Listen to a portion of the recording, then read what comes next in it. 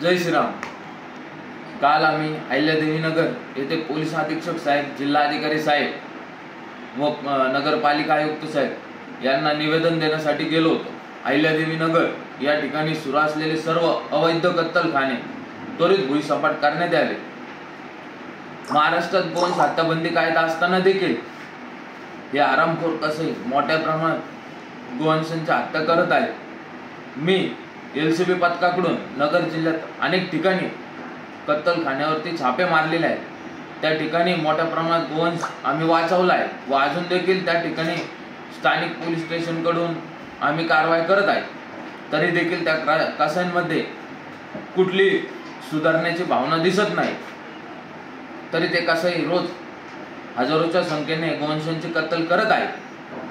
जर प्रशासनाने कठोर पाऊल उचलून ते सर्व अवैध कत्तलखाने त्वरित भुईसपाट केले नाही तर मी महाराष्ट्रातील लाखो गोरक्षक, वारकरी संप्रदाय आणि सर्व बजरंगी नगर जिल्ह्यात उतरून आक्रमक भूमिका घेतील। कायदा सुव्यवस्थेचा मोठा प्रश्न निर्माण होऊ शकतो, याची प्रशासनाने गांभीर्याने दखल घ्यावी। जय श्रीराम।